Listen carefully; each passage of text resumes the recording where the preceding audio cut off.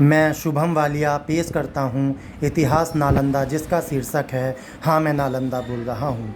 मैं नालंदा बोल रहा हूँ। भारत का वो इतिहास जिसे बेरहमी से जला दिया गया था और कोई कुछ ना कर सका।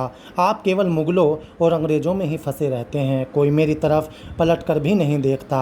मुझे इतनी बेरहमी से जलाया गया था कि वो आग आज भी मेरे सीने में दहक रही है। लेकिन अफसोस तो इस बात का है कि आप भूल गए, आप उस मंजर को भूल गए, आप पूरे के पूरे नालंदा का इतिहास भूल गए। इतिहास के काल मुख में ज्ञान का धार नालंदा, बिहार की ज़मीन पर उज्ज्वल इतिहास नालंदा, ज्ञान विज्ञान वनस्पति व धर्म का सार नालंदा, लेकिन मिशनरी की आड़ में जला हुई राख नालंदा, खोए हुए इतिहास में जली हुई राख नालंदा।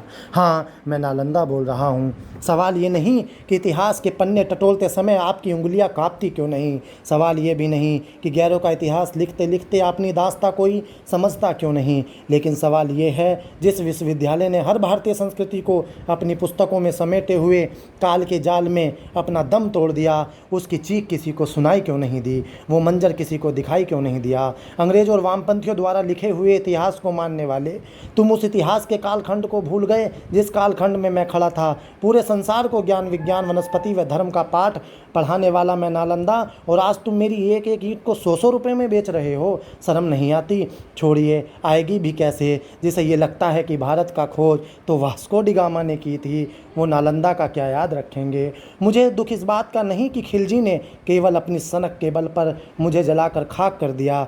मुझे दुख इस बात का भी नहीं कि खिलजी ने चारों ओर कत्लेआम मचा दिया, बल्कि मुझे तो इस बात का दुख है कि जिस खिलजी ने बिहार की छाती पर चढ़कर मुझे रोन डाला, उस बख्तियार खिलजी के नाम पर मेरे ही शहर में, मेरे ही बिहार में उस स्टेशन का नाम रख दिया जाता है। और उसे तुम स्टेशन का नाम रख करके कौन सा सम्मान दे रहे हो। उसकी कब्रों पर फूल चादरें चढ़ाकर अब उस खिलजी को अपने दिल में कहाँ बिठाए हुए हो, जबकि उस बख्तियार खिलजी ने अपनी सनक के लिए 90 लाख किताबों को जलाकर स्वाहा कर दिया था, जिसने भारत के इतिहास भंडार को 3 महीने तक जलने के लिए छोड़ दिया था। उस खिलजी के नाम पर बख्तियारपुर स्टेशन बन जाता है। उस खिलजी ने हमारे इतिहास की जड़ें कहीं काटी, बल्कि पूरे इतिहास के काल खंड को निर्वस्त्र कर दिया।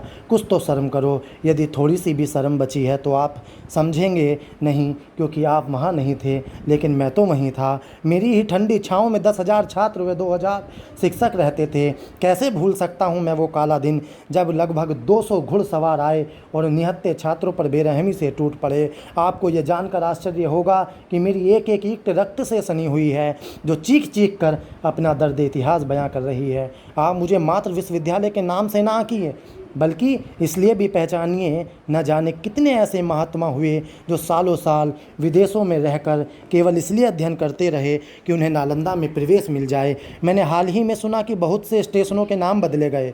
मेरी भी नज़र बख्तियारपुर की तरफ थी, शायद उसका भी नाम बदल दिया जाए, लेकिन ऐसा कुछ नहीं हुआ। अब मैं समझ चुका हूँ, आपको अपने मूल इतिहास से प्यार नहीं, नालंदा से कोई मतलब नहीं। इसलिए अब मैं चलता हूँ, लेकिन मेरे खंडर मेरा दर्द बयां करते रहेंगे।